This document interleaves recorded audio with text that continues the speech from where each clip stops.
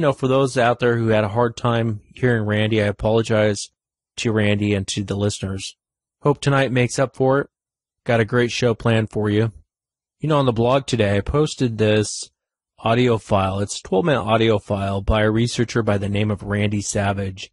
Randy did a great job getting this audio, and sometimes the audio, like the show, sometimes the audio doesn't come through as clear as you'd like it. There's other things that can affect the audio when you're trying to capture some of these sounds that you're hearing. I want to play a small clip from it. There's a portion of the audio, and if you go to SasquatchChronicles.com, you can listen to it. It's under Possible Sasquatch Sounds. It's on the blog today, and you can listen to all of the audio. It's 12 minutes, but there's a portion of the audio. Try and click it about at the 10-minute mark and really listen in the background. And what you're going to hear, well, one of the things you're going to hear is rain. And I tried to clean up the audio. I tried to level it out and bring up the noises in the background and bring down the rain, but it was too tough with the audio file I had. It didn't sound right when I tried to clean it up. When you hear the noises, listen very closely. Maybe throw on some headphones. Listen really closely to the background, and you'll hear something. It sounds like it's chattering. It sounds like it's arguing. It's a real strange noise. And the moment I heard it, I recognized it, because when I was out in Texas with Mo and Tim Sermons and Bob Garrett, we would hear this type of noise. We'd be the only ones out there. We'd be in the middle of nowhere. And then you'd hear this weird, sounds like a chimpanzee or something, trying to talk in the background. And it kind of has a higher pitch. Well, let me play it for you.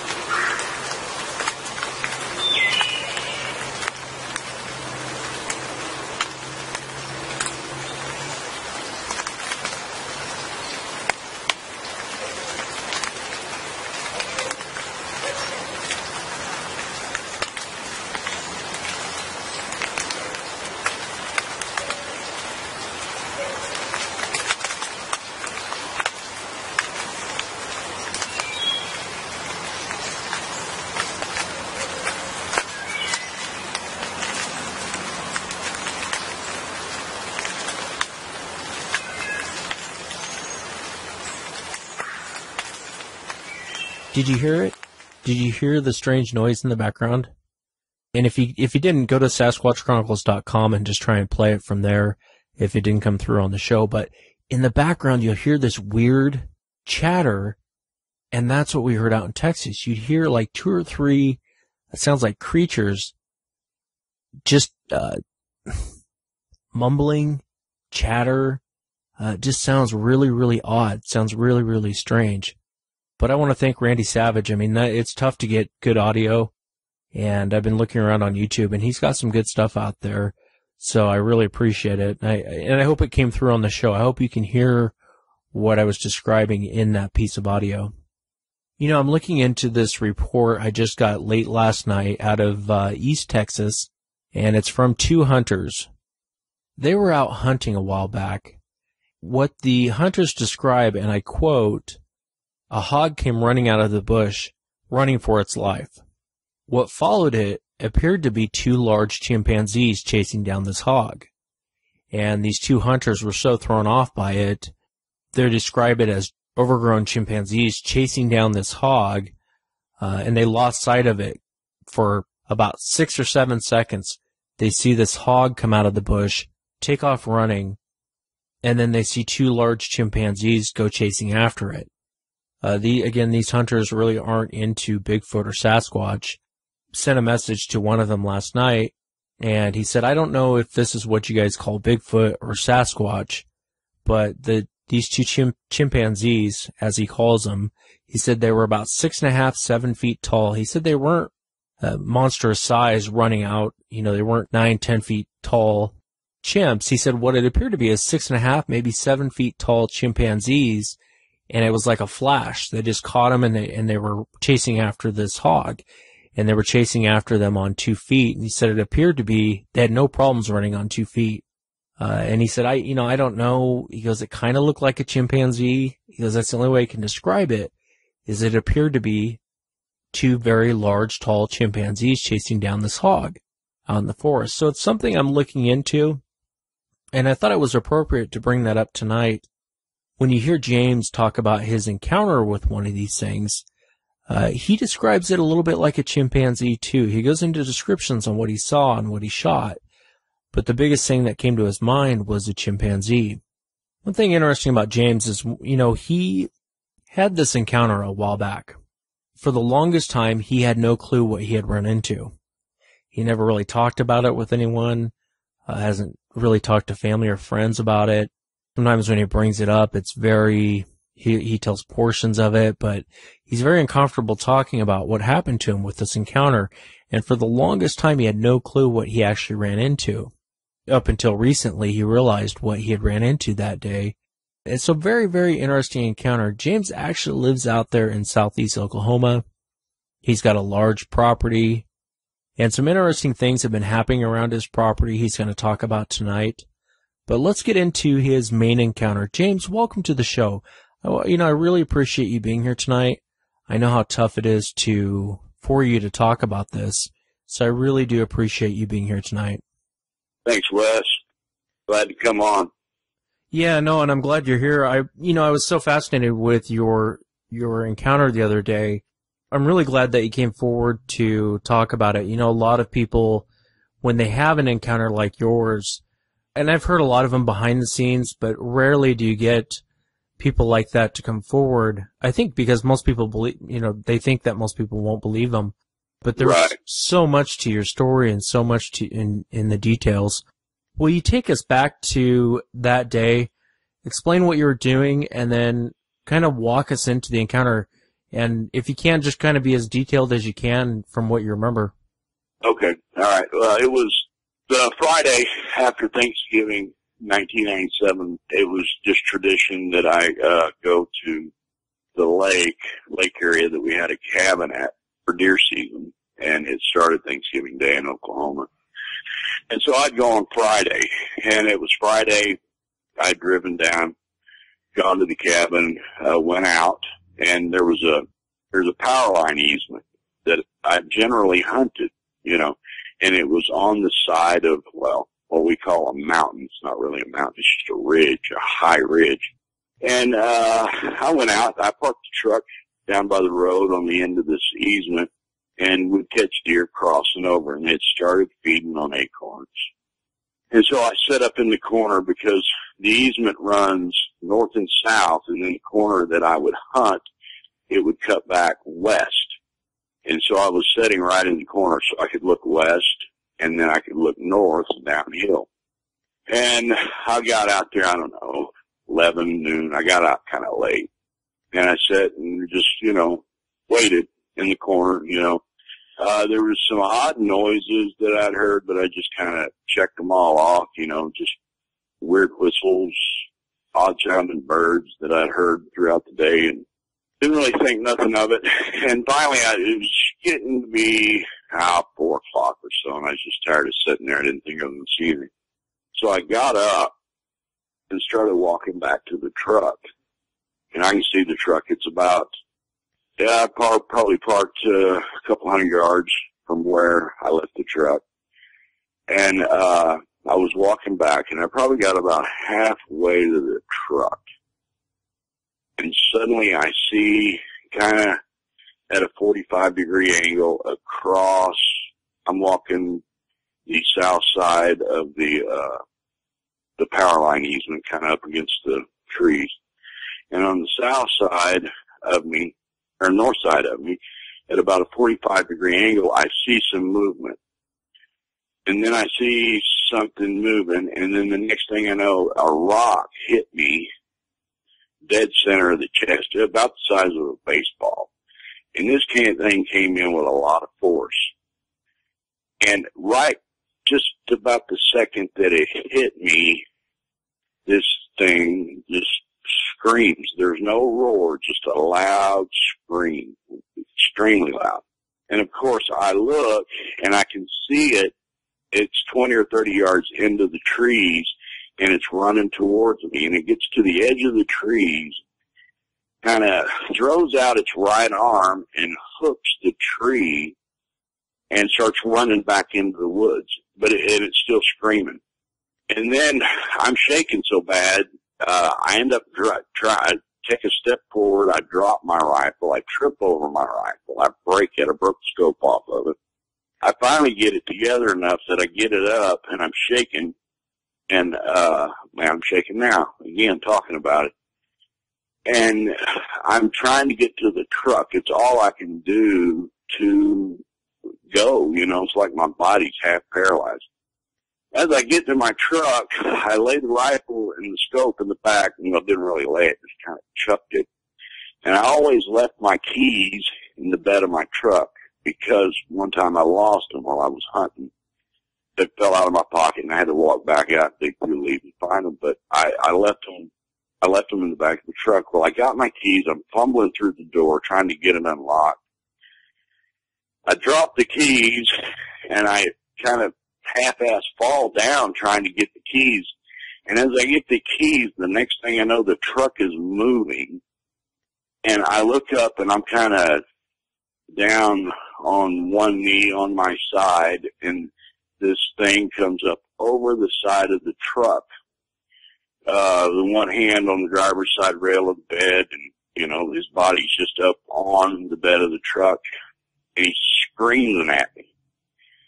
Well, I always carried a little 22 Magnum, an H&R, in a shoulder holster that I used to dispatch, if I ever needed it, to, you know, dispatch a deer that was maybe wounded. You know, it was just simple, it's easy, headshot. Well, I was able to get it pulled out. I got it pulled out, and I come around, and I fired it and shot right above its left eye on the left side of the face. And as I did, it lets out a scream, and then off of the truck, blazing through the woods, screaming. It sounded like buffalo or elephants that, you know, just tromping, just screaming through the forest. And I was able to, at that point, still real shaken, get in the truck, get it started, and down the hill I go. I'm headed down the hill. And there's a creek at the bottom of the road. And right as I get on the bridge of the creek, the truck, there's a big bang, the truck rocks. I just kind of keep going, and I look back in the rearview mirror, and there was a boulder about the size of a soccer ball laying in the middle of the road. It wasn't there when I crossed the bridge. Well, I was actually kind of laying out on the bridge. I wouldn't have been able to drive over it with my truck.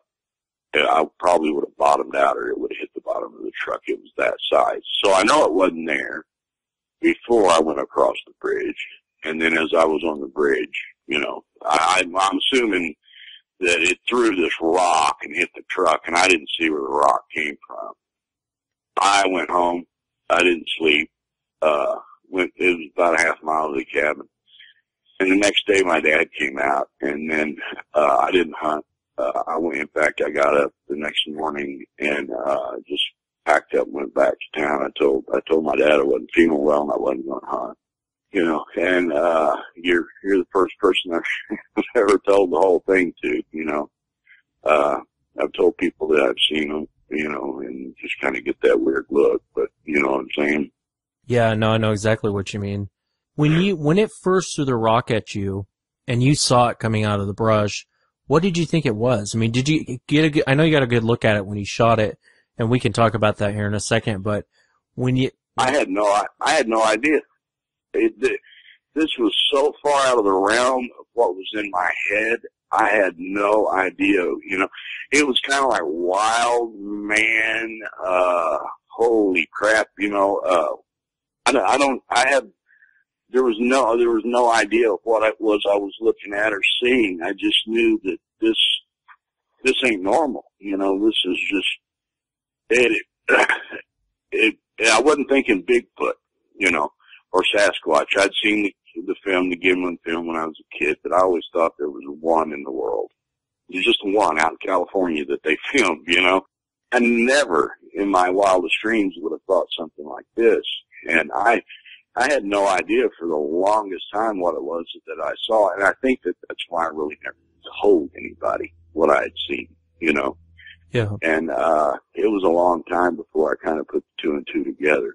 And, it wasn't the, 9-10 foot tall monster. It was about 7 foot. It had the big body. It had a way larger body than an average human. I'm 6'2", 240, and he was a lot bigger than me, but he wasn't anything that I'd ever heard described before, And so Wes, I had no idea what it was I was seeing.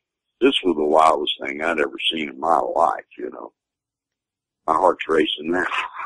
Yeah. Just thinking about it, Yeah, you always relive it. What time of day was this? It was around 4:30 in the afternoon. It wasn't quite sunset yet, It was, late afternoon. Like I said, I had this feeling I wasn't going to see any deer. Everything was just so dead quiet, except for, some birds that I'd hear every once in a while that just kind of sounded odd. But I just had a feeling that I wasn't, I'm not going to see any deer, and so I was leaving, this is just going home, just kind of giving up. And, but yeah, it was in the afternoon, late afternoon. And can you describe for people listening what you saw? Can you describe as best you can? I realize to you this probably felt like a lifetime, but it was probably realistically seconds that went by. But can you describe what you saw and describe the face and describe basically what did you see? Well, it had a face it looked like a lot like a chimpanzee, but the eyes, it didn't have the brown eyes. It had kind of a black eye, they were black eyes, and it had that protruded jaw and lip, kind of stuck out there a little bit. And it had the eyebrow was real protruded, it came out quite a bit with that big, hooked, flared nose, I think they call it like a hooded nose. Extremely ugly. About the ugliest thing I'd ever seen in my life. And it had long hair on the head and hanging down on the shoulders and back, But, and it was hair. It wasn't fur. It was long, flowing hair. But, yeah, the face looked just a lot like a chimpanzee, but the body looked more like a man, And, I knew it was a male, there was no doubt in that. You could just see the jump, kind of swinging as it was moving. And that just blew my mind, There was one detail that has always stuck out with me, and I don't know why. The inside of its nostrils were real pink. And I've often thought, why did I notice that, more than any of the other facial features, was that pink nose, the inside of the nose, real wide mouth, black tongue, black inner mouth, white teeth. The teeth were, Hollywood movie stars would probably pay for these teeth, They were very, very clean white teeth, and it just, that's a description of the face. How big would you say the mouth was? It was probably 5-6 inches wide, real wide, you could put a softball in this thing's mouth, and he could probably still have room to move it around. It's just a huge mouth. The proportions in the eyes were real big. The mouth was real big. The nose was actually kind of small, kind of, flared out, hooded, kind of hooked up, but, it wasn't real big. The nose wasn't real big on the face. Your description of the inner nose, that would make sense, especially with most primates, when they get pissed, their nose flare. I mean, even we do it. You'll see guys or guys and gals, when they get real pissed, their nose kind of flares open. Flares out, right. Yeah, I never thought of that, of the nose flaring open. I just know that it was, I could see, right into it. How our nose was kind of down. Well, you could see right in, this thing's nose, and it was real pink, and that just always stuck in my head as why I remember that as a major detail. I don't know. Yeah, it's interesting. I've talked to a lot of hunters that say, I don't know if I saw what you call a Bigfoot, but it was kind of a large chimpanzee out running around in the woods, and I'm talking about like Missouri or Mississippi, and there's no chimpanzees that are out there running around. So I think it's unique that you gave it that description. Did it do any other vocalizations besides screaming at you? No, just a scream. It screamed at me 2 times, and then it screamed at me when I first saw it, and then it screamed at me again at the truck, and then it screamed as it left the truck. And that wasn't like the other 2, I'm pissed off. That was one like, oh shit, scream, getting out of there, cause I know I contacted with it. I know I hit it, when I fired, but I think it glanced off the side of the head, and the eyebrow, right there, it looked so thick it wouldn't have penetrated anyway. Even if I'd have probably hit him dead center between the eyes, I don't think that 22 Magnum would go through there. Because it's massive. That eyebrow protrusion is just it probably comes out 1.5 to 2 inches, if not more. So when you hit it, you don't think you actually penetrated the skull? No, I don't think it did. I think maybe it right over the outside of the left eye and maybe cut him open right there. But I think it was I think what did it was the fact of the pistol is what scared it. That and the firing it right in its face. But, I think if I hadn't had that, I'd have probably been in a lot more trouble. I really do. I don't know what its intentions were, but I don't think that it would have came out. I would have came out as well as I did. Yeah, the way it came at you was a little bit more than just a bluff charge. It's interesting, the moment you drop the rifle in the back of the truck, it gets the guts to come out and face you. Yeah, that's when it came back out, was after I put the rifle down and had dropped the keys. I didn't have anything in my hands, and that's when it came across the clearing, the right-of-way easement. That's when it came across, to the truck. Looking back, did you get the impression that it was alone? For the longest time I have, I never ever thought that there was another one with it. But, I don't know. It could have been another one that threw the rock at the truck. But, I don't know. I never had a feeling that there was more than one there. But there most certainly could have been, I don't know. You mentioned that the other day, and it was just like, well, maybe. Yeah, there could have been. I have no idea. Do you think you didn't tell your dad what you saw because you were in such shock? Or did you feel like he wouldn't believe you? Well, yeah, I think, I didn't know how he would take it. And I surely didn't want to raise any suspicion or and I'm still trying to digest this myself, And, it was many years actually before I told him. It was, like 3 or 4 years ago on Christmas, when I told him about it. And the reason I did is my daughter was watching the Finding Bigfoot episode, and my dad was there, and he mentioned that he was a truck driver, and he had seen a couple late one night on a road, down in Louisiana or Mississippi or somewhere. And I was like, oh, well, okay, let me tell you, and I told him some of what happened to me. I think he believed me, but I think he, the whole thing's just kind of, I never told him about shooting it. I told him about the rock, you know, and I think he kind of thought, well, that's kind of wild. So, and we never talked about it again. So, yeah, I don't know. I think I just didn't want, you know, any odd suspicion, you know, so I really didn't tell anybody. I told my daughter, a little bit of what happened. I haven't told her the whole thing, you know. I don't want to scare her, freak her out, you know, which, it may not, I don't know, you know, so. Yeah. Just kind of kept it to myself, you know, I don't know. It's really hard to explain, you know. I understand completely what you're saying, you know. It's one of those things to where it hurts when, especially someone you love, you're not really sure how they're going to take it. And, you know, it's, right. Like my wife, I told my daughter about it. My wife, she gives me crap about it, you know. Oh, you're crazy, you're out of your mind. I don't know why you're telling her this, you know.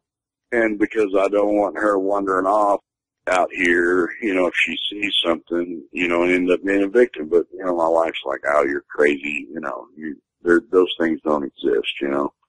And you're right, it does kind of hurt, you know. We've been married 30 years, you know, and why would I tell her something like this, you know? Well, it doesn't make any sense. But I think the fact that you were by yourself, and it's something you and I talked about the other day, in your situation, I don't think that it was a display. I don't think it was a bluff charge. I think it meant business. It saw you put the weapon away, and you were easy right. pickings at that point until, you know, you pulled out your pistol, and then all of a sudden you weren't easy pickings.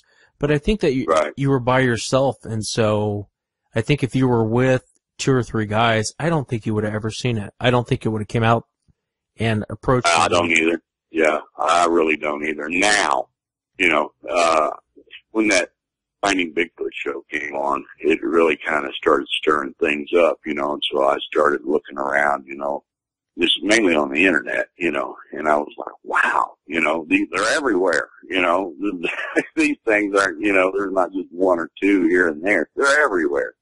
It really just kind of turned the light on, you know, in my head as to what was going on. But up until then, I didn't know. It was so far out of my realm of reality, and I think that's one reason I never really told anybody, is because who the hell's going to believe this, you know? I'm not. You know, I still don't believe it. So, yeah. You know what I'm saying? Yeah, you always go back and question yourself. You know, I think a lot of times people see the Patterson-Gimlin film, and they see the thing get up and walk away. It makes you wonder what would have happened that day if it would have just been Roger Patterson riding in there, and not having that second rider, you know, not having Bob backing him up with the gun. And, you know, things might have turned around different. But I think a lot of times when people think of Bigfoot or Sasquatch, that's the image that they have of this gentle creature getting up and just casually walking away. And most encounters aren't like that. Most encounters, they may get up and walk away, but, you know, sometimes they don't, especially in situations like yours. They may not get up and walk away. And you weren't doing anything. You didn't pop off shots at it. You weren't, it just decided to focus on you. And I think you're right. I think if you wouldn't have had that pistol, you'd been in trouble. Yeah. I know after you have an encounter, sometimes you go back and you think about different situations that you're in. There was a time you were with your grandfather, and do you want to tell that story? Oh, yeah. Well, it wasn't anything major, but I didn't think about it for many, many years, you know, as to what's going on. He used to take me hunting and fishing. He hunted and fished all the time. And I was, you know, his shadow for years. I think I was about 5, maybe between 5 and 7, somewhere in there, and we were in the woods. And he caught the odor of something. In fact, I got thinking, he asked me, did I smell that? And I didn't smell anything. And he said, okay, we got to go. Come on, let's go. You know, and we just turned around and left. And it was really odd, you know, and it seems like he gave me some kind of neutral excuse or answer, you know, as to why we were leaving. And then later, you know, later in life, he tells me, you know, there's things out there that, you know, if you smell something, you get away from it. And it was just a real odd situation, you know, as a small child. And I never really put two and two together until, a couple of years ago, what he was probably talking about. He was raised on the Wyandotte Reservation up by Tulsa, and I believe it's up by Tulsa. And he said they had to hunt and fish just to survive. He always told me there's things in the woods that you don't even want to know about.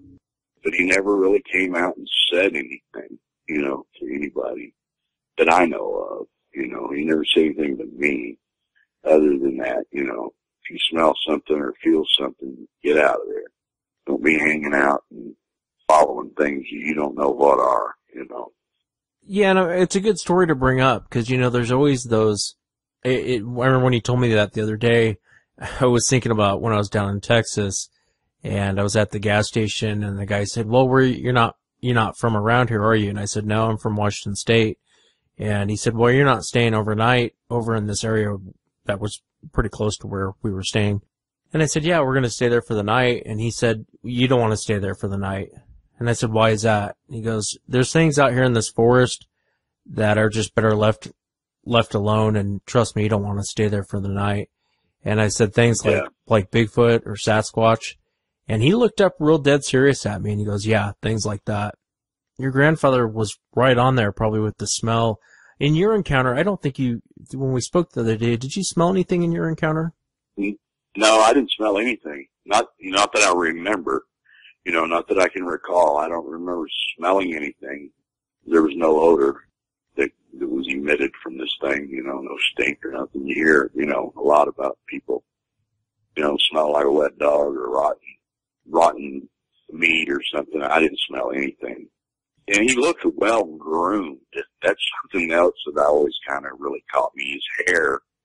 It was hair, off his head and his face.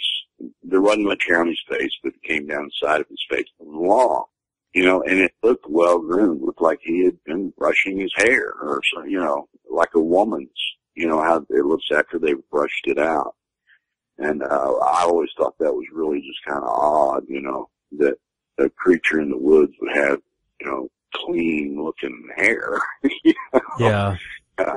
But when he was looking at you, did you see any of the whites to the eyes, or was it all black? it was all black. There wasn't any whites. I mean, it was with this facial expression and the black eyes, it was like you were looking into the face of death, and that's kind of what I got from it. Was this is the end. This is the last thing I'm going to see right here, and I mean, just the eyes are black, just black as coal. There was no whites to the eyes. Yeah, and it's interesting, too, that your description of people that I've talked to that have been in similar situations like yours where they're really up close and personal, and they usually do end up shooting it. One of the things they talk about is the mouth. They'll say it had kind of a black mouth, black tongue, and real dark eyes. And the eyes, people who've had really close-up encounters, I don't know that I've ever heard anyone say that they could see the whites of the eyes. I think most people just say they were just black. It was just completely black eyes. What color was the creature? He was black, primarily black, kind of a grayish skin color. You could plainly see the skin. Hair was black. Skin was, gray. In the area that you live in now, I know you've heard things out on the property, and I know your daughter is interested in it. And I think of your encounter. And before I say this about finding Bigfoot, like you and I were saying the other day, finding Bigfoot's really brought it to the forefront of giving it the attention to make people kind of look at this. But in the same breath, I think the way they go about it is probably going to end up getting someone killed someday. And I think of your situation, and you think of being out there banging on trees, screaming and yelling, and I know like Matt Moneymaker says he'll sleep out there, under the stars, and he's more afraid of cougars than he is of Sasquatch. But a situation like yours makes you think twice about something like that. You know what I mean? I'd say I'm more afraid of Sasquatch than cougars, to tell you the truth. I've seen quite a few cougars in the wild, and they've always left when I see them, you know, or they're on their way leaving. But, I've only ever encountered this once, and it wasn't leaving. You know what I'm saying? You know, just the odds there to me, and I think you're right. I think that you know, all this, hoopla on TV about it brought a light to it, but I think it's the wrong light. You know, I really do. And I think you're right. I think somebody's going to get seriously hurt if it hadn't already happened. I just don't think that this is going to come out good at all, you know, with the way people, are going. You know, we were talking the other day how, you were telling me about a fellow that saw one and kind of followed it, you know, and then he realized that he saw the other one and he backed out. But, you know, one of these finding Bigfoot fans, they start following one, and then there's the other one, and oh, looky there's another one. Oh, and then it's too late. You know, they don't back out. They keep following. I just don't think it's a good thing. I really don't. Yeah, and it was one of those situations. That was on an old show. I can't remember if we had the gentleman on or not, but I know it was one of the early shows. And in that particular situation that you're referring to for the audience, what had happened in this situation is a hunter had seen one on a trail, and it was it'd take a few steps, look back at him, take a few steps, look back at him. And so he started following it, and his first impression was it was the biggest chimpanzee he'd ever seen in his life, and he just was in shock and awe on what he was looking at, but he really wasn't terrified because he was armed to the teeth.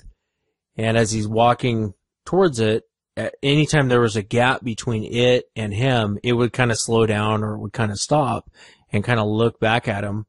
As this went on for a while, and he noticed movement up on the left right above the trail, and another one was hiding behind a rock. It had popped its head up to look, and then it ducked back down, and he recognized really quick he's being led into a trap. And so these ambush, yeah, complete ambush. So I mean, these things aren't stupid. And it just terrifies me to hear your encounter, and then you hear weird stories about people who have gone missing.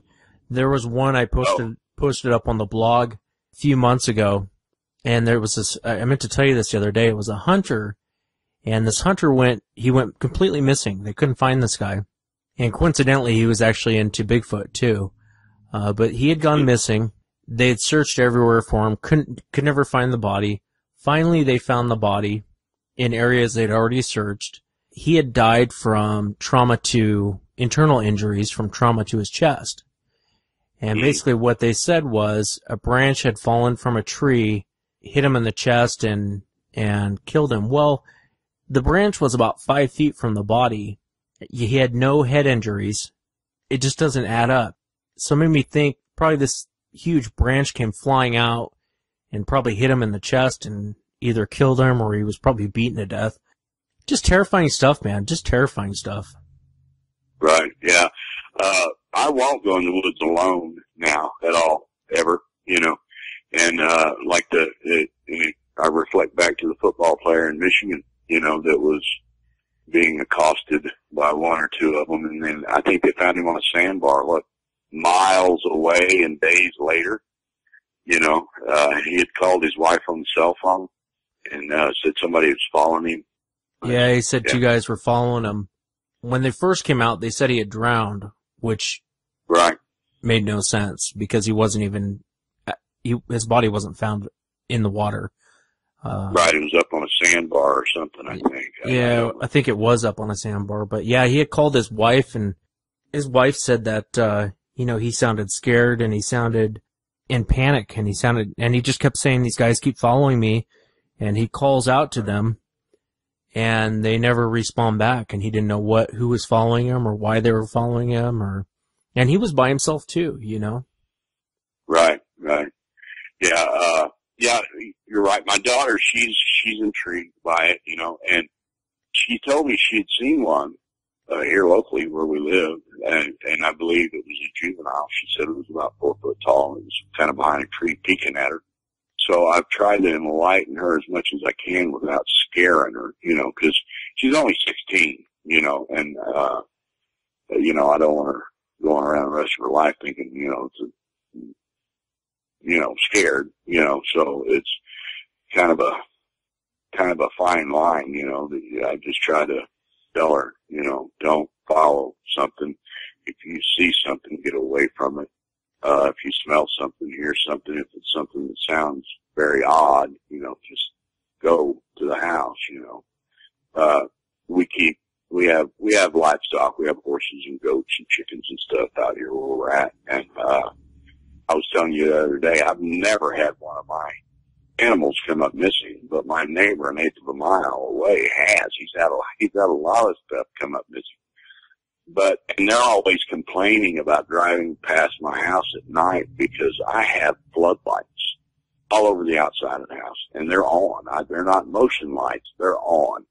So, I don't really have anything messed with around here, and I actually believe it's the light. I think they don't like to come out into the light. Yeah, I think you're probably right. I think, anytime you have a place that's lit up like yours, it's interesting. Your neighbors had a lot of animals come up missing, but you haven't, and you live relatively close, and you've heard... Yeah, eighth of a mile, so... And you've heard weird things around your property, haven't you? Oh, yeah, lots of weird things. I think I was walking into an ambush out here one time, and I didn't realize what it was, that it was an ambush situation. But I did understand what it was that was making the noise, and I turned around and came back to the house. I heard a wood knock. I was walking, and we have trails, and me and my daughter were out walking around, and I heard this knock. She was quite a ways away from me, but I hear this knock, tree knock, due east of me, 100 yards. And just 2 seconds after that, I hear this sick crow. The wildest, weirdest crow sound I'd ever heard in my life is something trying to imitate a crow due west of me. So I've got something due west of me, something due east of me, and I'm kind of heading south. And I turned around and headed back to the house and called my daughter, let's go, we got to go home. And, she, well, what, did you see something? Did you hear something? No, we just need to get home, And, but it was, the hair just stood up on the back of my neck when that happened. And it was, we got to go. We got to get out of here. She hears something call our dogs, from the tree lines. From time to time, she'll be out feeding horses or something, and she'll hear a whistle, and then we have one dog, his name's Togo, and just 2 plain syllables, and she said it sounds like me calling the dogs from the woods. She said it'll whistle and say, Togo, and, she comes in probably once a month and tells me about it. But yeah, we've seen her quite a bit around the property, but nothing's ever messed with us. And I actually think it's the lights that keep them away. My advice to anybody, if they're having problems, just turn on some lights and leave them on. I've got a double-headed floodlight at each corner of the house, and then a porch light on the front and the back. And they shine out pretty good ways in the woods. The dogs won't leave the light at night. They stay within the perimeter of the light of the house. You can always see them. The lights really is good advice for anyone having problems on their property. And they mimic. You know how many times I've heard that? They just mimic people. And I think there's been some confusion lately. I've heard a lot of different Bigfoot researchers say that they speak Native American or they speak. And I was talking to a Choctaw tribal member, and he just laughed. He said they don't speak our language. Yeah. He goes, they mimic us just like they mimic anyone else. If you call for your dogs or he goes, they don't speak our language. They're good at mimicking. And it was interesting because he brought up the crow thing too.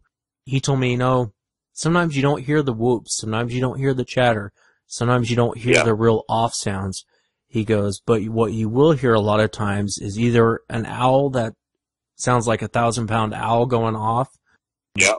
Or you'll hear the most ridiculous crow sound you'll ever hear in your life, where it's not a crow. And he said a lot of times you'll hear them at weird times when crows aren't even out. Right. That's exactly what we have here. I don't ever hear the late night howls or the whoops and stuff like that. We hear there's a lot of owl. And I was working on my truck, had the hood up on my truck here a couple of months ago. And it was just probably 15 minutes before dark. It was dusk. And in the tree line behind me, 50 yards away, I hear the cleanest, clearest, huge owl I'd ever heard in my life. And I grabbed my stuff, closed the hood, and went in the house, you know. It just shot chills right up my spine when I heard it. And because it was like, that's not an owl, you know.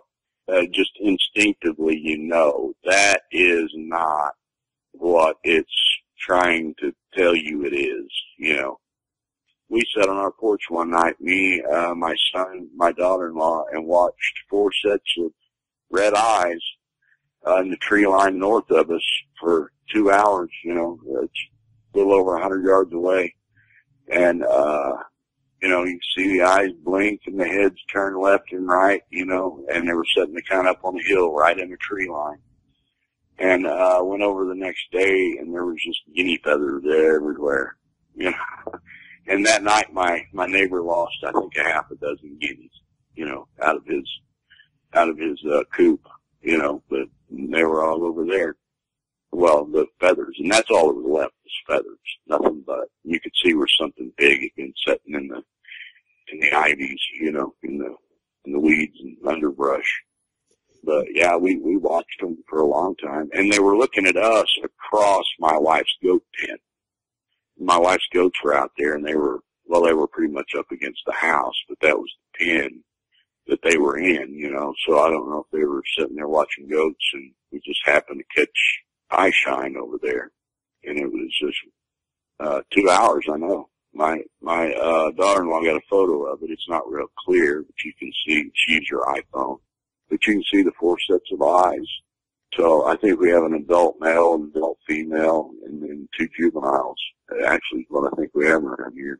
Yeah, and that's interesting too. You know, if it was one set of eyes that you saw, it could have been anything.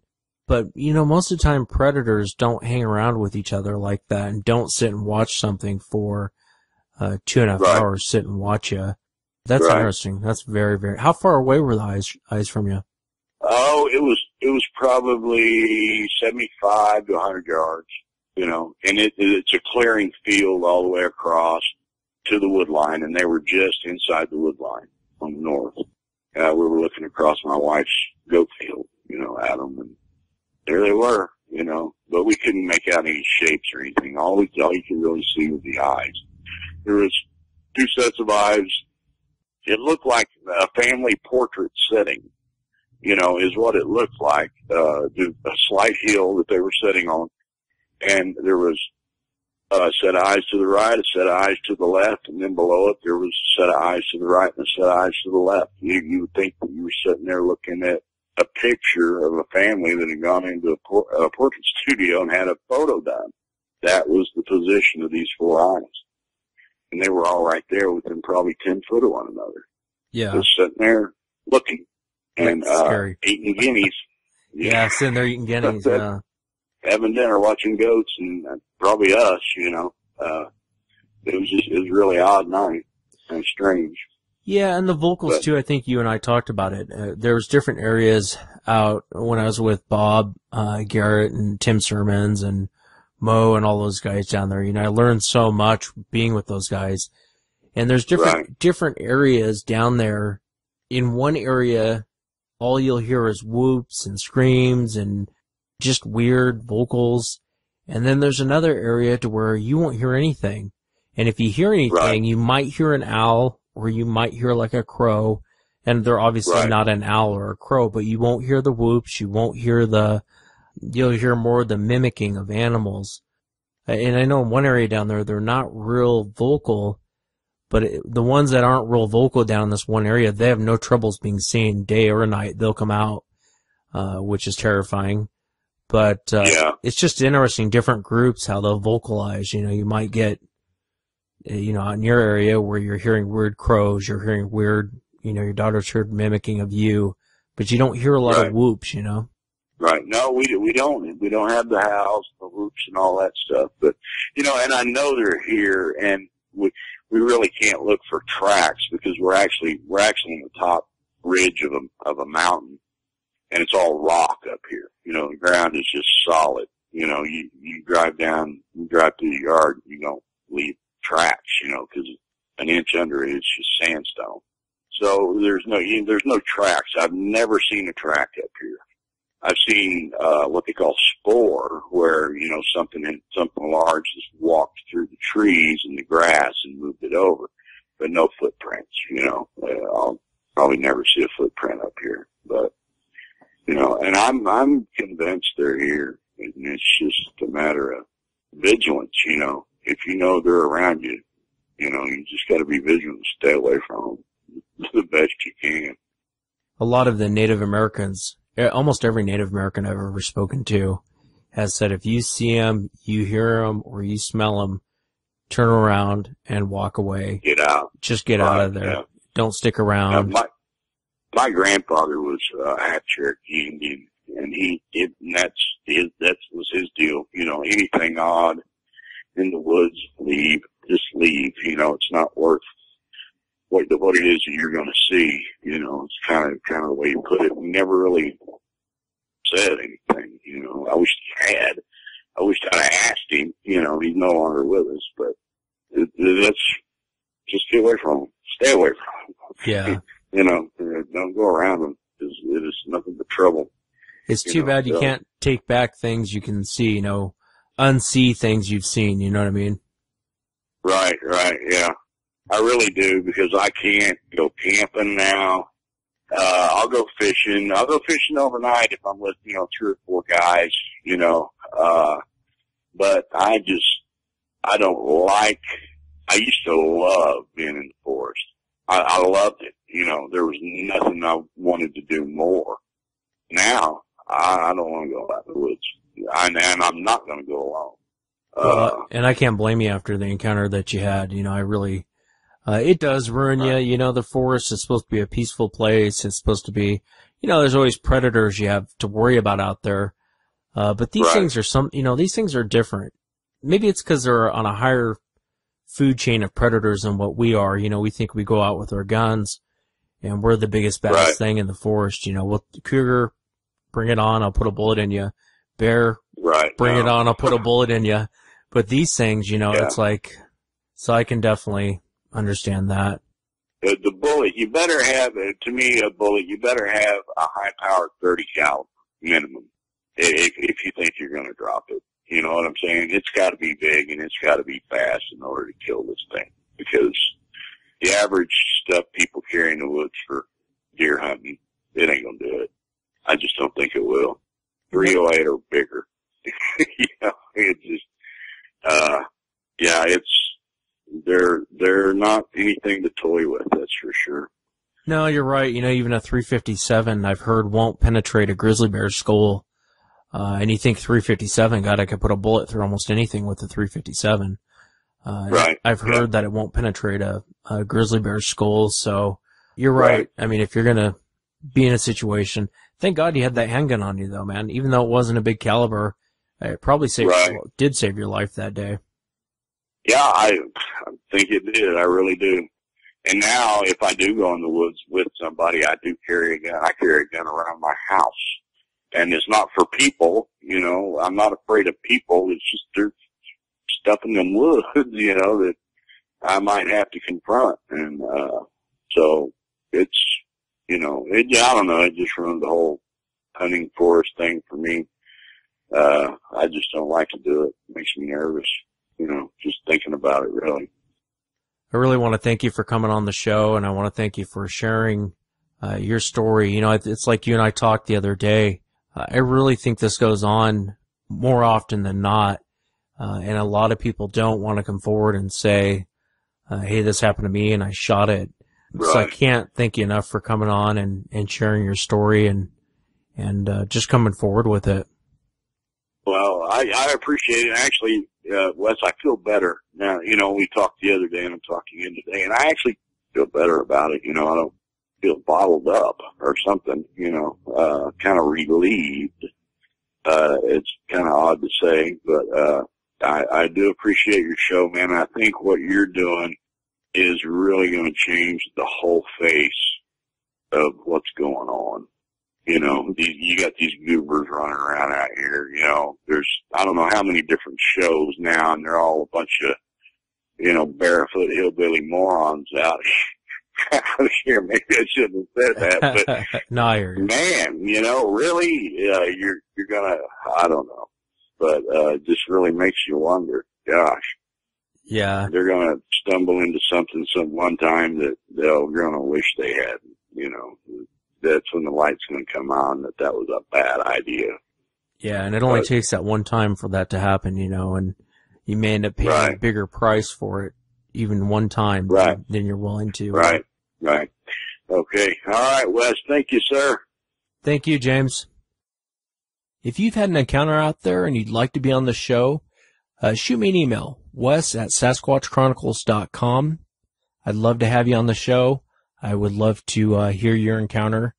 And, you know, I think it helps us all when people come forward or are willing to come forward and talk about their encounter. And again, I'll guarantee anonymity if you want to remain anonymous talking about your encounter. Welcome to the show, everyone. Thanks for being here tonight. Really appreciate it on a Sunday night. I hope you all are having a great weekend, and I'm glad you could be here tonight. Got an interesting show coming up, but before I actually get into the show for tonight, I want to talk about something real quick with the audience. After Woody and I had our encounter, I desperately wanted to know what these things were. What is it that we saw? And I desperately wanted to know, what is this thing? And you can hear it from other people who've had an encounter with these things. It's such a shell shock. A lot of people will ask that question. That's the very first question they ask. What is it? What is it that I saw?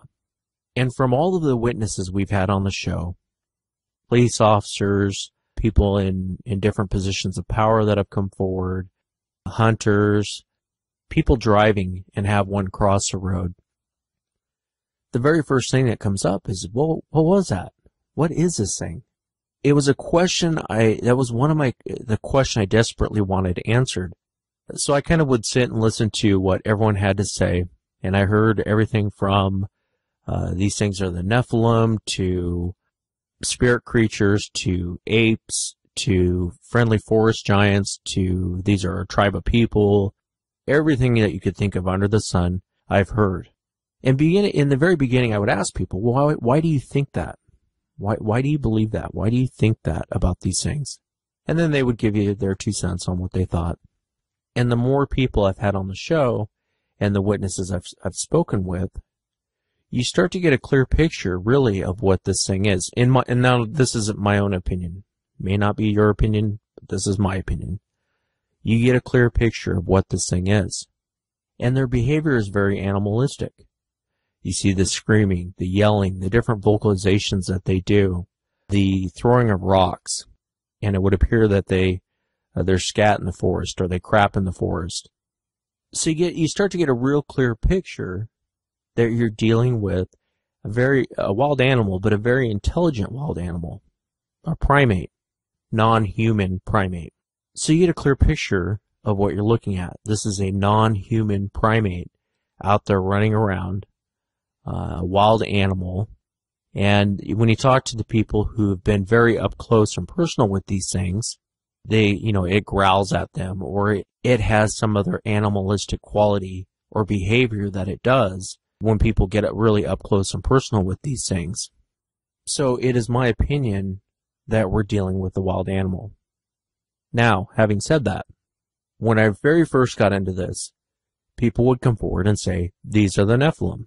And I would say, well, why do you think they're the Nephilim? Well, in the Bible, the Nephilim are described as giants that ruled the earth. When people see these things, they think giant. It's a giant they've come across. So they put 2 and 2 together and say, hey, this is what Sasquatch is. A lot of researchers behind the scenes and in private, they'll never say it publicly, but they will say they think these things are probably the Nephilim. And you ask them why, and they say the same thing. Well, they're giant. They're giant humanoid beings that run around the forest, which is obviously what is talked about in ancient texts. So for a long time, I've been thinking about doing a show about the Nephilim. Not because I think Sasquatch is a Nephilim. Like I said before, I think it's a wild animal. But I think it's important to have that discussion. I still hear this today. I still hear it from researchers, from people who are into this topic that won't say publicly, but will say privately they think these things are the Nephilim. So for a long time, I thought about doing a show like this. I thought, you know what, why don't I do a show on the Nephilim? And what I want to do is prove that these things are not the Nephilim. So I thought about having a kind of a debate. Have one guy that believes that Sasquatch is a wild animal, someone besides myself, and then have someone who thinks it's a Nephilim, have them go at it. And I thought, you know what, this isn't reality TV, and that doesn't sound very interesting. So what I decided to do, 1 or 2 shows on the Nephilim, and let you make up your mind on if that's what these creatures possibly could be. Let the audience make up their own mind. And I think by the end of this, you'll be weirded out. I can say that much. You'll be weirded out. And I want people to realize that this isn't, we're not doing a Bible study here. I've had a lot of people say, well, I don't believe in God, and so I'm not going to listen to that show. And I've gotten those emails since my blog post. I know you'll be listening. I know you'll be tuning in for it, but that's okay. I know you'll be listening. And I'm sure I'll get your feedback. But one thing I want people to understand is, this will be more than just a biblical discussion. And the gentleman that I'm going to have on the show is an author by the name of Gary Wayne. And this is coming up next week. He wrote a book, The Genesis 6 Conspiracy. And again, this isn't going to be a Bigfoot show. We're going to walk through what Nephilim are. So I'm hoping we can just take that off the table for people who believe that this thing is a Nephilim after they hear what Gary has to say. And what Gary has to say is very, very, very, very fascinating, because it's not only just about the Bible, but he goes into old Sumerian text.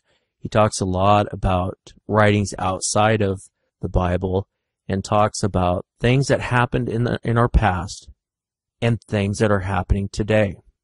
So for people out there who think this is going to be a Bible study, I want to leave you guys with a question. Something for you guys to think about. Have you ever wondered, looking at these old dynasties, China had a dynasty, the Egyptians had a dynasty, Europe has a royal family, even up into our culture.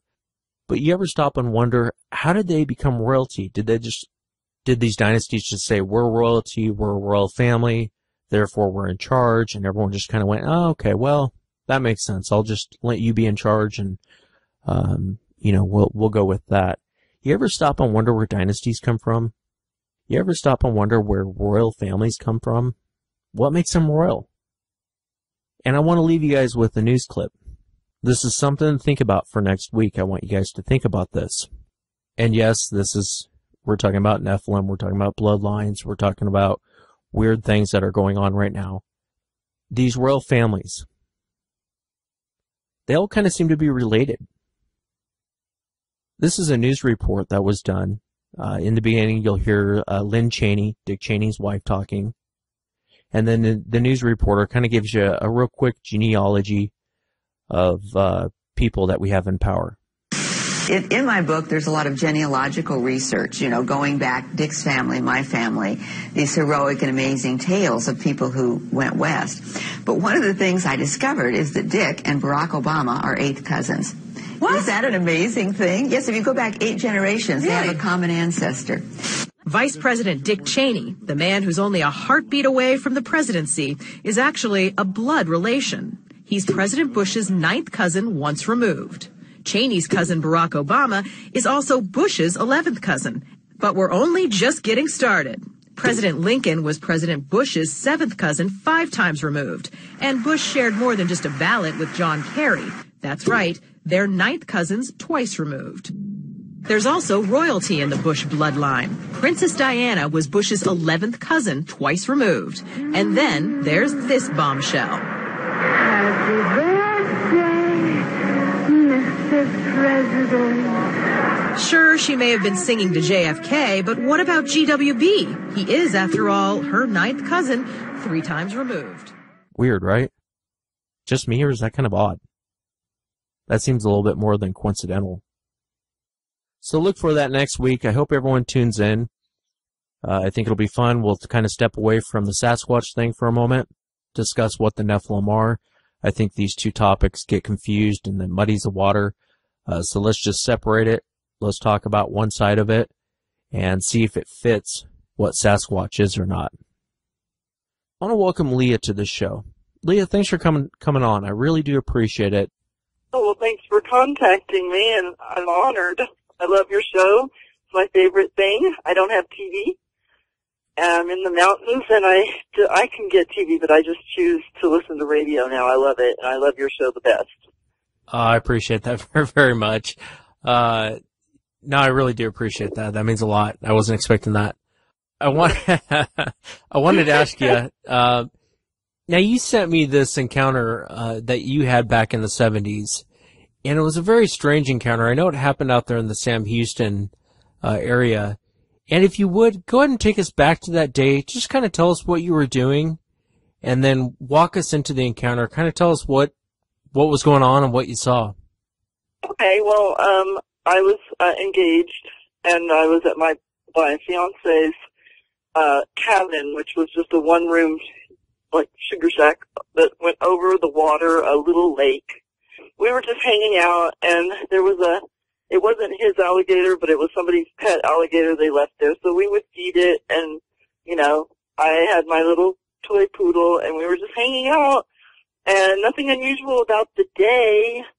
But then when evening came, earlier that day, we had gone to Mickey D's, and he had thrown half of his hamburger into the back of the bed. Later that evening when it got dark, and it was really dark, there was no moon out. It was very dark, not any light. And he left his wallet in the dashboard of my truck. So Don asked me to go down and get his wallet because he didn't have his shoes on. And normally I jump to help people and just go for it, you know. But all of a sudden I got this really weird feeling, and that's not like me. Because I grew up on a ranch, and we used to go out a lot in spotlight and hunt, and I was never really afraid of the dark or being outside. So I thought that was really strange, and he said, "Oh, come on, I'll stand on the deck. You go down to the truck," which was, not far at all, about 200 feet from the deck. So I walked down to the truck. Don said he would stand on the deck and watch me go down to the truck, which normally I wouldn't be afraid to do, but like I said, I had this really bad vibe. So he stood there. I went down a small set of steps, one flight, got to my truck, grabbed the handle to pull the door open, and the entire truck was shaking like a 7.2 earthquake. And I was literally paralyzed, and I was frozen. But at the same time, out of the corner of my eye, I realized there was a giant black blob to the right of me in the bed of the truck that filled up the entire truck and was higher than the cab, way higher. And it seemed like a giant mass just hunched over, and I couldn't see any features or anything because it was really dark, and I was screaming this blood-curdling scream that I never even knew that I could scream. And my fiancé was on the deck, and he said he saw it, and we both witnessed it just literally fly from the back of the bed of the truck all the way about 1,000 feet across the railroad tracks into that's where, like, the dewberries or the blueberries would grow. Not blueberries, but wild berries. It was real thorny over there. So we were, like, he was in shock to hear the way I screamed, and I was too. And I said I knew something was up, you know. And he said, "Oh, well, whatever it was after whatever I had thrown in the back of the truck, my little bit of hamburger left in a wrapping." because he didn't want to litter, so he threw it into the back of the bed like a lot of Texans do, and then he forgot to take it out. And I said, well, do you think that was a bear? But we both agreed that there were no bears, or hadn't been for years. Like, right? You said there were no bears in East Texas. Yeah, they really don't have bears in East Texas. And if you see, when I was out there, I had asked the guys if there was bears in the area, and they said, no, there hasn't been bears there for 50, 60 years. And even then, what they have there is, or what they used to have there before they all got hunted out of the area, was black bear. And the black bear down there are actually pretty small. So I hate to throw everything and say you saw a Sasquatch, but I just don't think it was a bear. I think you guys... Well, I grew up there, too. You know, my big sister lives in Lufkin. She's got 3 kids. I spent every summer, every weekend there. I grew up in Houston. I was a rodeo cowgirl. I was out in the forest. I was in the country. I never, ever saw a bear in Texas. Not one. Yeah. I mean, maybe there's some somewhere in Texas, but I've been everywhere in Texas, and I've never seen a bear. So, but anyway, we went to look for the footprints the next day, and I was sure that we weren't going to see any because I had seen how far it flew like a bird. And, but anyway, we went and looked for footprints, and the ground was kind of hard, but there were none anywhere. We looked everywhere for about an hour, and we couldn't find any footprints. But last night, I was curious, really curious to see if that little shack was still there. It was really cute. So I Google Earthed it, and I found it. And, you know, I saw the railroad tracks, and visually from Google Earth, the driveway looks longer than it really is. But because when I looked at it, I was like, that's like the driveway, the street, and then the railroad tracks. That's a long way. But I never heard the creature or whatever it was hit the ground. It never made a sound other than shaking the entire truck. I mean, the entire truck. And I don't think a bear can even shake a truck like that. I mean, that's why I was completely paralyzed because my hands on the, the handle, the door handle, and I'm frozen. I cannot move. The entire truck is shaking in my hand, and I can't even believe this. It was really terrifying. Yeah, no, I can imagine, especially stepping out. You know, it's that weird sense you get when another predator's around, and it's not just Bigfoot. I know a lot of people, when you were saying, hey, I was first stepping off the deck, and I could sense something wasn't right. I remember one time Woody and I were actually out hunting, and I remember getting a sense like something wasn't right, like we were being followed, we were being watched. Yeah, we're built in with that survival instinct. It's built into us. Yeah, no, it's built into us. It's definitely built into us. I know in that situation, a cougar was stalking us. You know, I just had that sense like something wasn't right. Something was almost like another predator was in the area. And I think you got that sense pretty easily. I wanted to ask you, when you went back to look at the truck, did you see if there was any damage from it climbing up into the truck? We did, and there wasn't any. See, that's the other thing. I think if a black bear would have gotten in the back of that truck after they usually leave big muddy or dirty splotches. It probably would have scratched the side of your truck with its back legs. Yeah, Exactly. I didn't even hear claws. It was hunched over. Whatever it was a giant black blob, kind of like a figure of a giant hunched over. But I saw it fly, and it was stealth. And if your first impression was it was a bear, bears are actually pretty fast, faster than most people think. But I think getting out of the back of that truck, I think it would have been a little bit clumsy getting out of the back of that truck and taking off. When it ran, was it on all fours? You know what? It flew. It was in the air.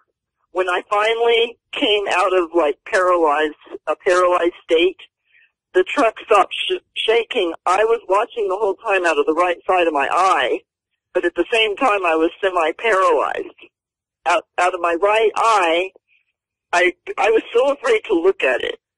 I was really afraid to look at whatever it was that, but anyway, out of the right side of my eye, I saw it jump, then I slowly turned my head, and I never saw it hit the ground. It flew like a black streak. And I know it didn't hit the ground on the street because I had a full view of the street. It's an old gravel road, and then on the other side of that is the railroad tracks. It went on the other side because I was looking at that point, like, to see if it was like a bear or a dog.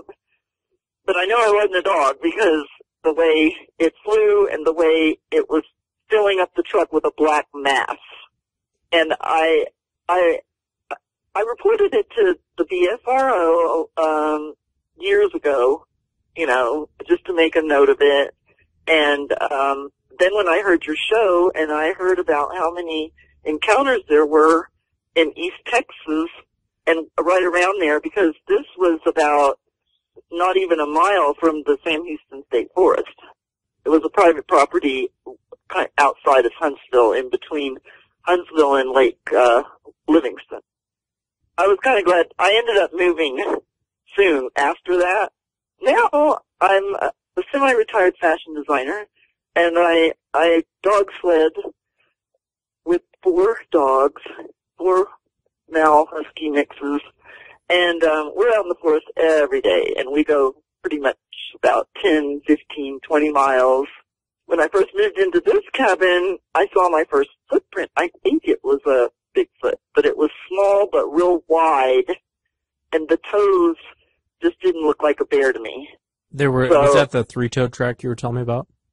Did I send you the picture? I sent you the picture. I think you were just telling me about it. It was a 3-toed track. Well, I saw one of those too. At one of the tracks, there were about 4.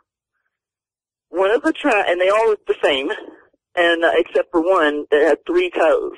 And maybe they missed putting their toes down, but this looked like it was a different style of a foot. And at first I thought, this has maybe it slipped or, didn't put its foot all the way down and, just lightly put it, whatever. But I had my doubts because it was small, like lengthwise, but widthwise, like the size of a grizzly bear footprint, double my hand. And we don't have those. We just have black bears here. And then I actually photographed some black bear prints right after a bear was out in front of my house. And those tracks don't match that at all. And for the audience listening, you're actually in California now. You're not in East Texas anymore, so if there's a confusion where you're finding... Yeah, I moved here in 1984. I moved to L.A. I wanted to ask you, Leah, so going back to the encounter real quick with your boyfriend at the time, did he see the thing jump out of the truck? He saw the black streak fly across. And what was his impression when he saw it? I'm barely remembering this, but I think he said, I think that was Bigfoot. And I didn't, at the time, really know anything about Bigfoot. I had not even heard of that movie, Boggy Creek. Right. Because it was kind of a B underground movie, right? It wasn't that popular. And I'm into science fiction, but I just don't remember, going to that movie or hearing that much or anything about that movie, really. And I don't remember when I did hear about that movie, but I didn't even care after that. I just forgot it. Yeah. And then when I moved here and I saw a footprint, I was like, maybe I did see a Bigfoot, and then heard your show about, like, the Jurassic Park situation in East Texas. Yeah.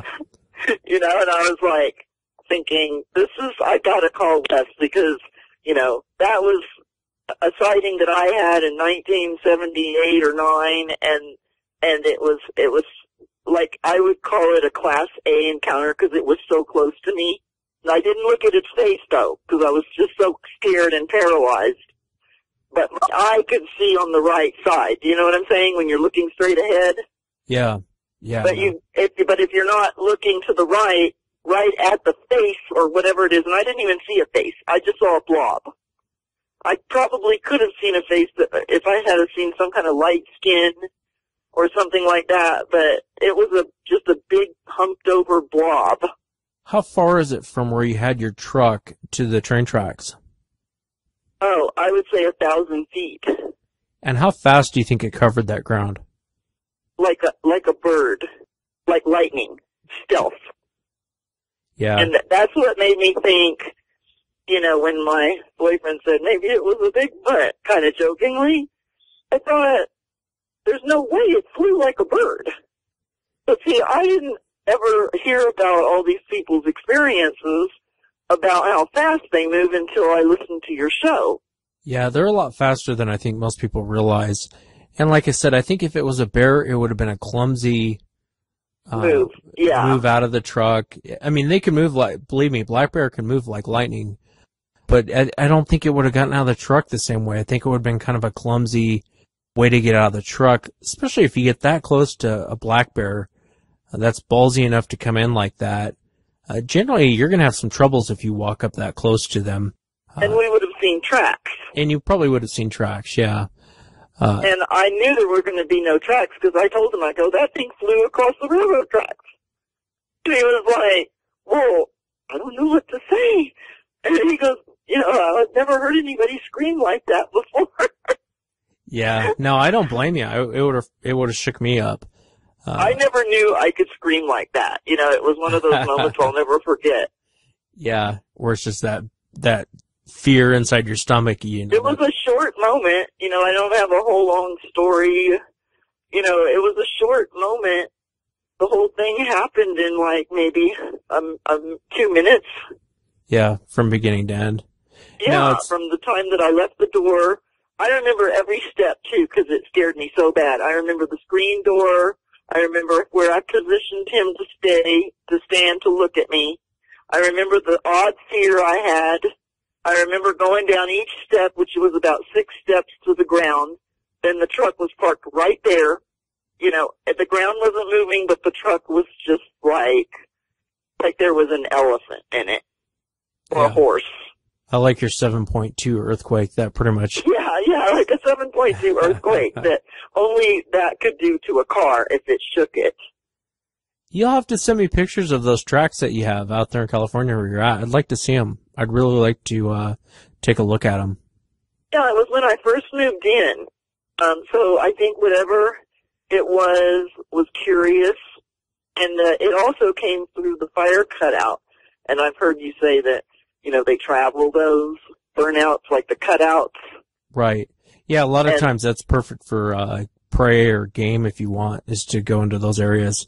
Yeah, they just follow the little trail down. And then about 3 months after I saw the tracks, I actually started hearing the screaming, and so did all my neighbors.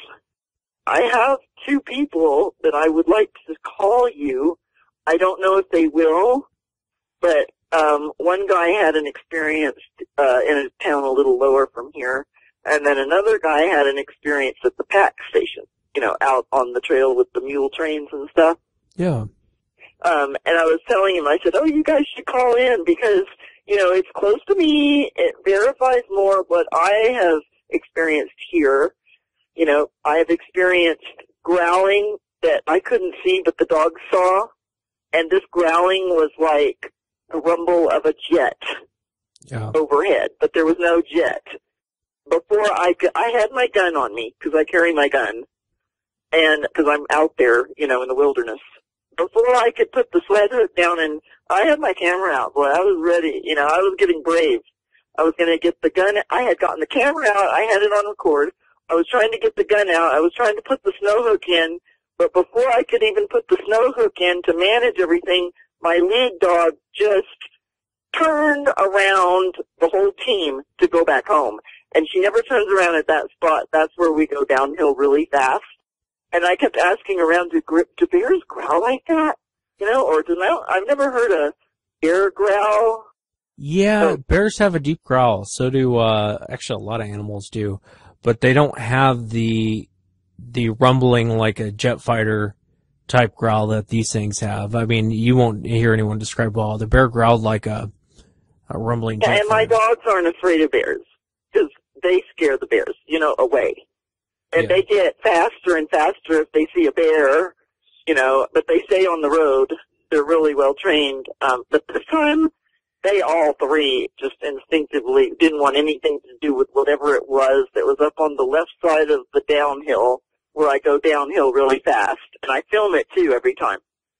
So I had my camera out because it was the perfect conditions, and it had just snowed, and I was all excited to film this fast speed thing down the hill. And then when we turned around, my back wheel dog, Blue, he kept looking behind us, and I was like, oh God, we're not supposed to run. Not even from, if it is a bear, we're not supposed to run, right? But we're running. And he keeps looking back like there's something behind us, and I just couldn't look back because I would have fallen off, you know? Yeah. I had to concentrate on moving forward, and I guess if I had fallen off, I would have tackled whatever it was at that moment, you know? Yeah. Yeah. No kidding. But I didn't go out after that for 2 weeks. Yeah, I don't blame you. Well, be careful when you're out there, especially if you go out alone, even though you have your dogs and you're armed. Be careful if you go out there alone. I mean, besides Sasquatch, a lot of other things can get you out in that forest, so be careful while you're out there. I know you will be, but I feel like I have to say it. Yeah, now it feels like my backyard, and I don't go the long distances without people that come with me. I have a little group up here, and we dog sled together and dry land. Right now I run the 3 dogs on a fat bike, mountain bike. So they pull me, and it's great. So I get in and out fast. Yeah. Well, definitely, if you get a chance, send my number over to those people that have had encounters out where you're at. Okay, I'll try to get them to call in. It might be kind of hard, but I'll try. I would really like to because they have some really good ones, really good stories. No, yours was good too. Leah, and I really appreciate you sharing it on the show, and I appreciate you being on. Sure, thank you for contacting me. It was a pleasure. I'm glad I could throw in my little bit. Leah, again, thank you for being on. I really appreciate it. You know, one of the encounters I'm working on, I spoke with him this morning, and we talked yesterday, was from a truck driver. And this truck driver had pulled over, as he does with many stops. A lot of times he's out kind of in the middle of nowhere at a lot of these truck stops or resting areas he'll pull into, and he'll pull over, and he always carries binoculars with him. Now, this happened prior to him really believing Bigfoot or Sasquatch exists. He had pulled over after a long ride and pulled his binoculars out, started scanning across the mountainside, and he caught sight of this thing a little distance away from him walking. It immediately drew his attention. So he has his binoculars up, and he's checking this thing out, and it appears to be all the same color. There's no clothing that appeared to be on this thing. He said it walked funny. It walked kind of bent knee the whole time it walked. There was no up and down when it walked. It was real smooth. And he said as he was sitting there watching it, the creature had kind of turned to look at him, almost like it felt like it was being watched, and turned to look at him. And it bothered him. And he said that, the creature just went up and left the area, but it had turned back to look at him. From that day forward, that really brought him into this topic. He was just enthralled by this topic. What was that thing? So I'm working on bringing him on the show. He should be on a near upcoming show. But if you've had an encounter out there and you'd like to be on the show, email me, wes@sasquatchchronicles.com, along with your contact information. My next guest is Cindy, and Cindy's from Alabama. Cindy, welcome to the show. I really appreciate you being here tonight. Oh, thank you for having me. It's a pleasure. And you had your encounter, was it a couple of years back, or was it several years ago? Yeah, it was several years ago. It was back in '03, probably in the spring. I don't remember the exact month, but the spring, because it was warm weather. Hunting season was over, I know that. But yeah, back in '03. Well, tell us what you were doing during the encounter, and basically just walk us into what happened with your encounter. Tell us what you saw, kind of what you're feeling at the time, and just kind of walk us right up into the encounter. Okay. Well, back then, I worked for a gun store, and my boss owned around 400 acres of hunting land, and he would let me go, and he also had a pond on it, so he would let me go fishing there, which we did often on the weekends. this particular weekend, it was a Saturday morning. A Saturday afternoon, I remember that. My husband and my daughter, who was 10 at the time, they went fishing, and we'd been fishing all afternoon. So we were leaving in this county that we were in Alabama. It doesn't have a lot of cities in it. It's mainly hunting land. So, it's very wooded area. And we were leaving. My daughter was asleep in the back seat. We pulled out of the driveway, and we had just started down the country road. I'm going real fast, probably around 40 miles an hour here. So we're let me back up. Back then I had a Mitsubishi, SUV Mitsubishi, so it's a smaller SUV. So we had just pulled out on this county road, just started to, take off, getting up at about a speed, and my husband's driving, I'm on the passenger side. And over on my side, we see this huge, big animal running at us. But we weren't going real fast, so we had to slam on brakes, but we stopped because it ran right out in front of us. And it was on 4 feet. It was huge. It was just tall. It's not taller because I told people if it was taller than my SUV, but, I went right up on it, so it was probably, but I do know it was at least as tall as the hood. It was as long as the hood. It was mammoth. To me, it was just so incredibly big. And it was fast. It was just really, really fast. Now, my husband and I, we didn't see the face. We had talked about it many times, and we said the reason we didn't is because there was nothing there. There was no snout. We didn't see any ears. So the face must have been flat. When it ran by, because I remember seeing the butt, it was flat. It did not have a tail. No tail. It was a flat butt. And it had hair. And I still remember the hair. It's so funny because your mind can take a picture of something. That's what I took a picture of, is the hair. And probably the only thing I can figure why, I'm going, why did I take a picture of that hair in my mind? Why can't I remember that so well? I grew up on a farm.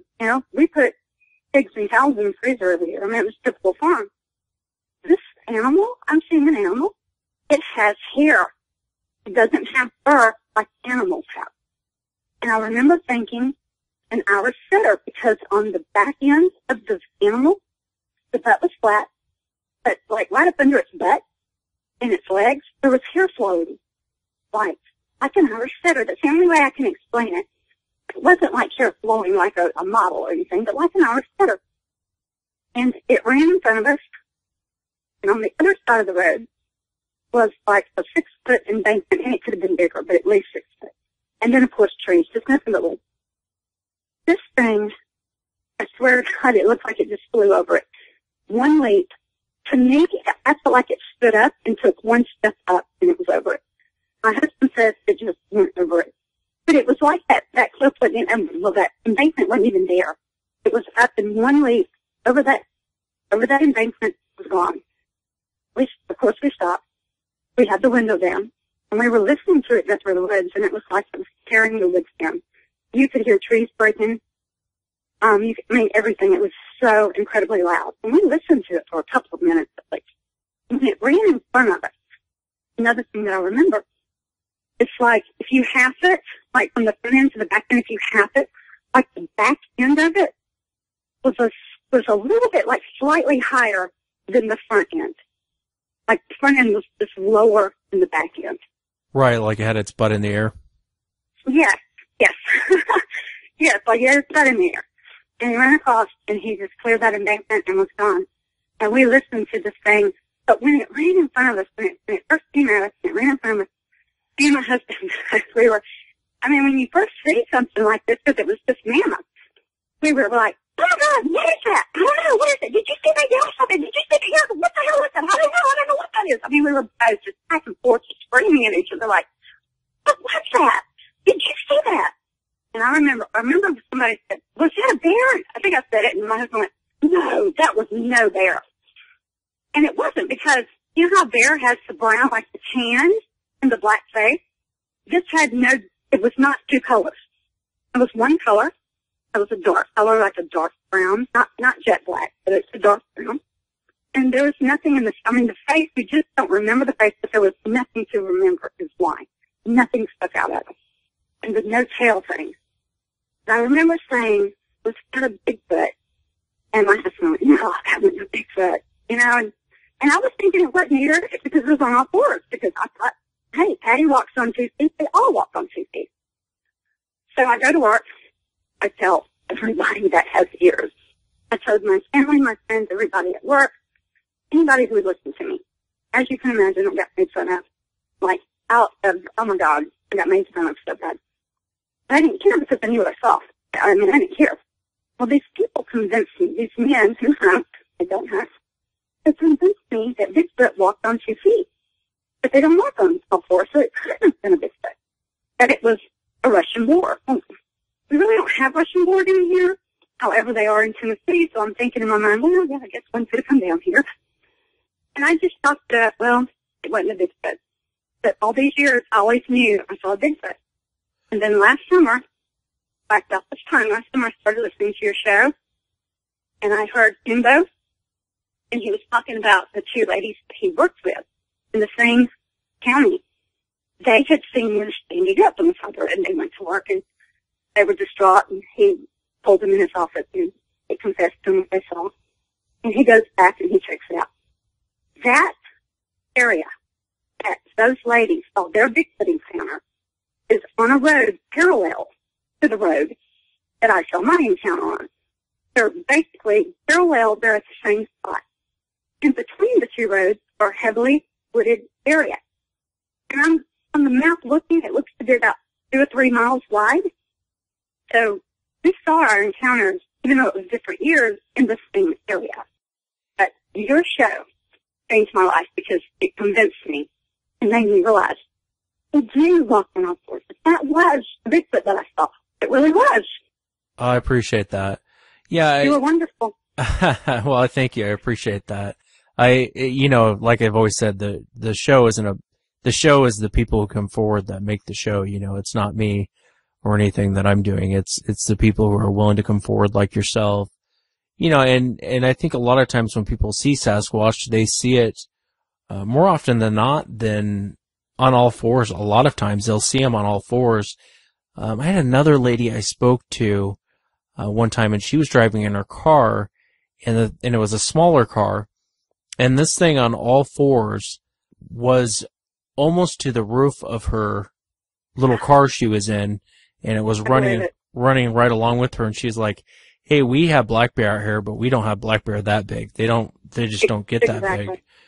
And the other thing she noticed too, she said to me, which I thought was interesting with your encounter, she said it kind of ran with its butt in the air. She goes, it was real weird, kind of like, she goes, I don't know if you've ever seen, she goes, imagine a chimp on steroids, but she goes, it was real weird the way it ran, and she goes, it had hair. And I think even she had mentioned the Irish setter. I've heard that a few times with the hair. It's under the butt and on the legs, like where the butt ends and on the legs, it was like flowing hair. And I would say anywhere from 6 to 12 inches long. It was long enough that you could see and tell what it was. And there was another person that stopped. When we saw our encounter, there was a red truck. I remember the red truck. It was further on down the road. It was coming towards us, but it was further down the road from where we were. But it, too, had seen it, because when it got up to us, because we were already stopped with our window down, it, too, stopped. And he, the gentleman driving the truck, was looking in the woods as well. So he, too, had seen it cross the road.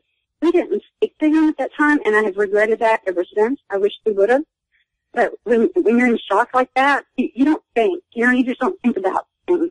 Don't think about, well, let me see what he saw, it just didn't. And with my encounter being, and it was only a few seconds, that we saw him, because it was fast. But now I get it. And it makes me so mad when I hear critics say, oh, well, why didn't you take a picture of it? You don't think about grabbing a camera and taking a picture of it. And even if you do think about it, by the time you pick it up off your seat, you turn it on, the thing is gone. But, yeah, until you're in that situation, I think that, that's kind of a silly thing for someone to say, especially with your encounter. I mean, God, it happened so quick. What I think is interesting is a lot of your descriptions. I mean, you guys couldn't see the face. Was this at night when you guys were driving? No, it was still daylight, but it was late in the evening, so I'm thinking anywhere between 5 and 6-ish, maybe 5 and 6:30-ish, somewhere in that time area. Because when we would go fishing, my boss had a stock pond with bass, and of course when we would fish, I would catch one. I don't fish if I don't catch anything because there's no fish in the river. But I was catching fish, so we would stay. So we would always stay. We'd go around 12 and we'd leave around 5 to 6. So it had to be late in the evening like that. But it was still daylight. I mean, it was very, very daylight. Enough light to see.